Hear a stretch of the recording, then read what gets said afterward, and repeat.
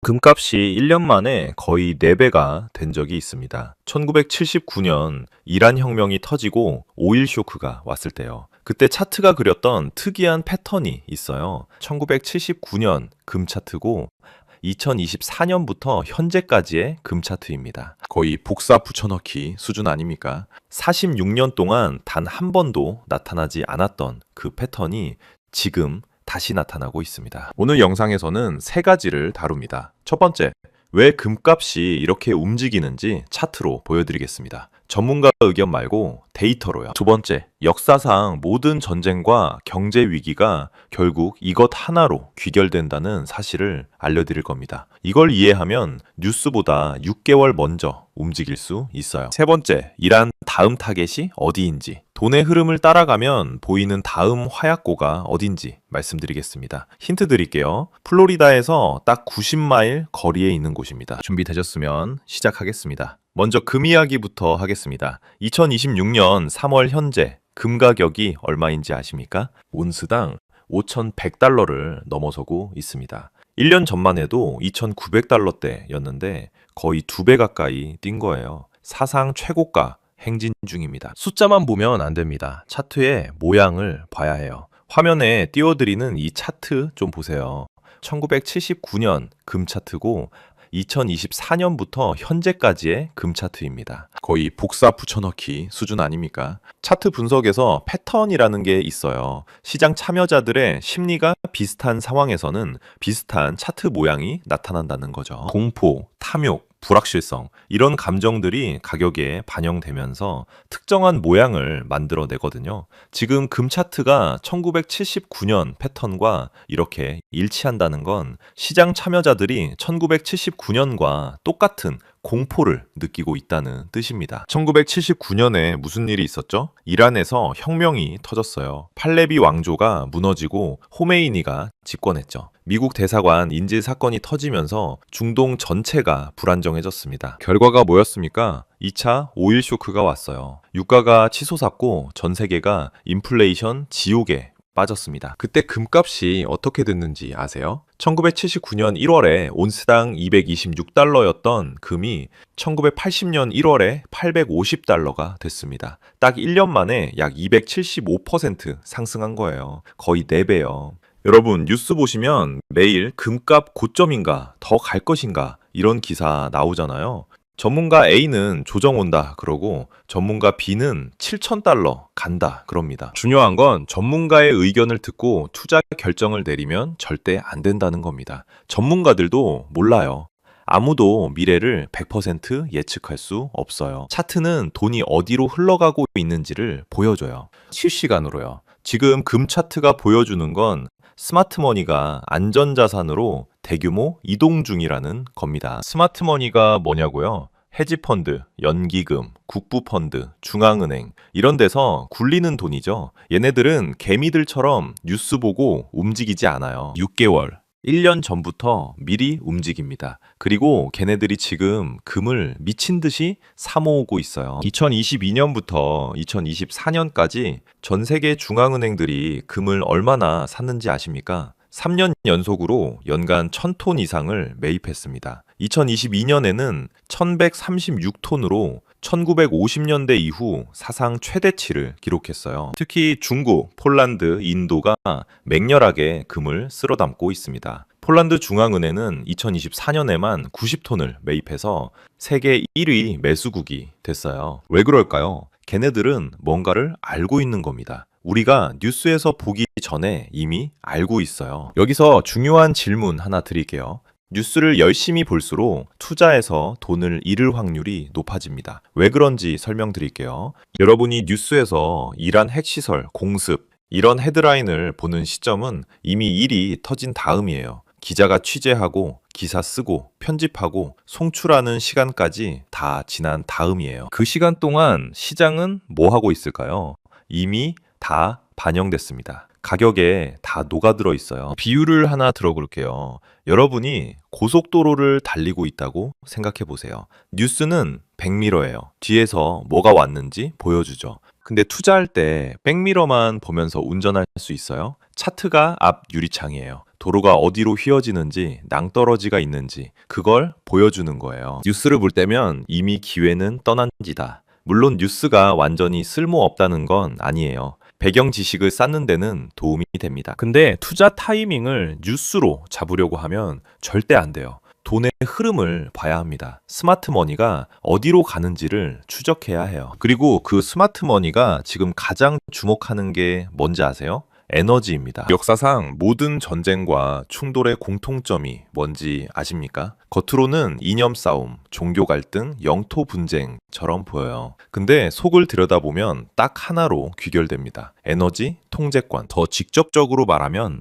석유입니다. 첫 번째 사례, 2차 대전 때 독일군 명장 롬멜. 북아프리카에서 연전연승이었지만 결국 졌어요. 기름이 없어서요. 탱크가 있어도 기름이 없으면 철덩어리예요. 전략도 전술도 다 있었는데 기름 하나 때문에 진 거예요. 두 번째 사례, 일본이 왜 진주만을 공격했는지 아세요? 당시 일본은 석유의 약 80%를 미국에서 수입하고 있었어요. 근데 미국이 1941년 석유 수출을 전면 금지해버렸어요. 석유가 없으면 해군도 전투기도 나라 자체가 마비되는 거예요. 그래서 일본이 진주만을 기습 공격하고 동남아 유전지대를 점령하려 했던 거예요. 일본을 전쟁으로 몰아넣은 건 석유입니다.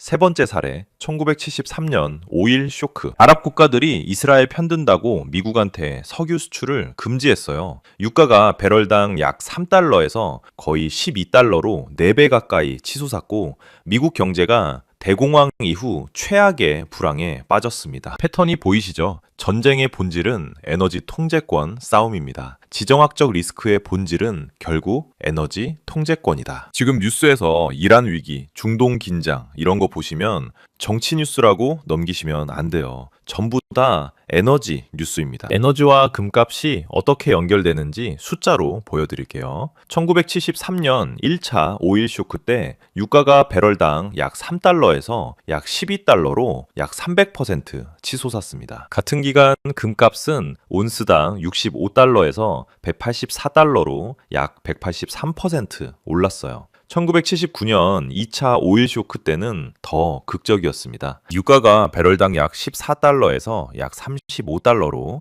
약 150% 상승하는 동안 금값은 온스당 226달러에서 850달러로 약 275% 폭등했어요. 패턴이 보이시죠? 오일 쇼크가 터지면 금값이 따라서 폭등합니다. 그것도 그냥 조금 오르는 게 아니라 폭발적으로 올라요. 왜 그럴까요? 석유 가격이 오르면 모든 게 올라요. 운송비가 오르고 물건값이 오르고 생산 비용이 오르고 이게 인플레이션이죠. 인플레이션이 올 때 사람들은 실물 자산을 찾습니다. 그중 가장 대표적인 게 금이에요. 오일 쇼크, 인플레이션, 금 수요 폭발, 금값 폭등 이게 공식이에요. 그리고 지금 2026년 3월 현재 이란을 둘러싼 상황은 긴장이 아니라 이미 전쟁입니다. 2월 28일 미국과 이스라엘이 이란에 대규모 공습을 감행했어요. 핵시설과 군사기지를 타격했고 최고 지도자 하메네이가 사망했습니다. 이란은 보복으로 이스라엘과 걸프만 미군 기지에 미사일을 발사했어요. 브렌트유 가격 보세요. 2월 말만 해도 배럴당 72달러였는데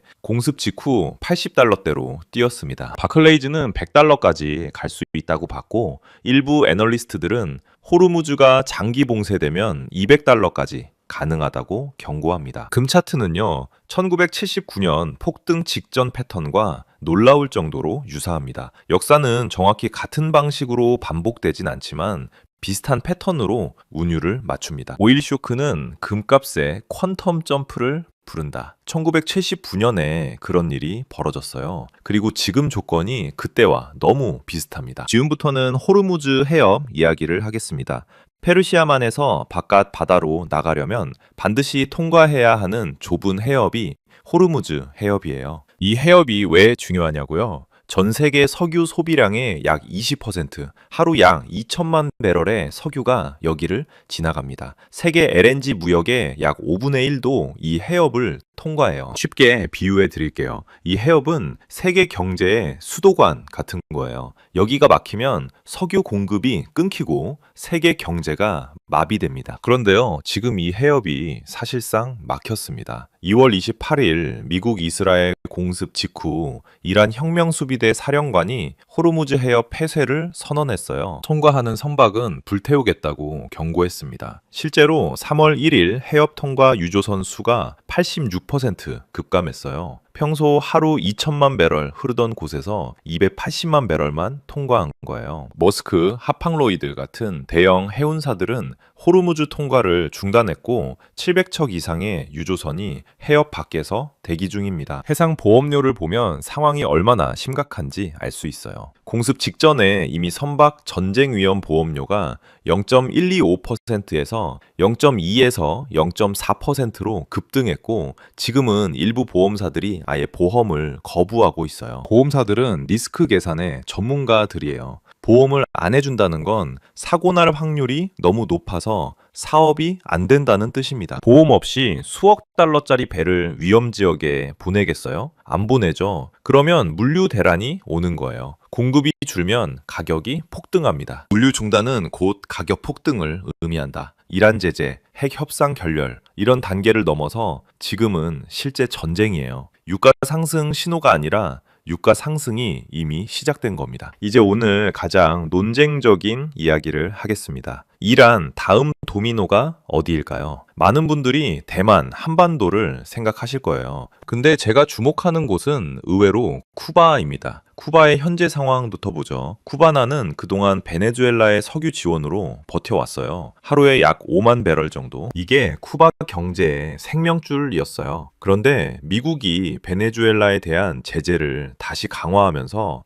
쿠바로 가는 석유 공급이 급감했습니다. 별거가 뭐냐면 하루에 여러 시간씩 정전이 일어나고 기름이 없어 차도 못 다니는 상황이에요. 경제 위기는 정치 불안으로 이어집니다. 2021년에도 경제 위기 때문에 대규모 반정부 시위가 있었죠. 지금은 그때보다 상황이 훨씬 나빠요. 쿠바가 어디 있죠?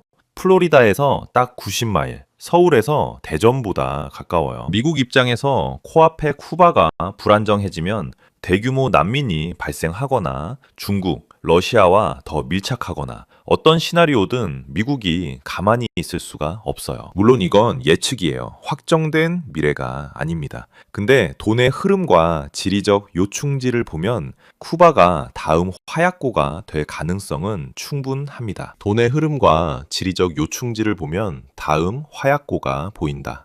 전략적으로 중요한 위치, 에너지 위기, 정치 불안, 이 세 가지가 겹치면 위험 신호입니다. 위기 얘기를 많이 했는데요. 그래서 어떻게 해야 하는가? 위기는 동시에 기회이기도 해요. 지금부터 위기 시기에 주목해야 할 네 가지 섹터를 알려드릴게요. 첫 번째, 금과 은. 금은 이미 많이 설명드렸죠? 여기서 한 가지 더, 은도 봐야 합니다. 은은 금과 다르게 태양광 패널, 전기차, 반도체, 의료기기 등 산업용 수요가 있어요. 그런데 2021년부터 수년째 공급 적자가 이어지고 있습니다. 캔에는 양보다 쓰는 양이 더 많아요. 금이 20% 오를 때 은이 40에서 50% 오르는 경우가 역사적으로 많았습니다. 다만 변동성이 크니까 포트폴리오 일부로만 가져가시는 게 좋아요. 두 번째, 에너지 대형주, 엑손모빌, 쉐브론, 코노코필립스. 유가가 오르면 이익이 폭발적으로 늘어나요. 석유 캐는 비용은 비슷한데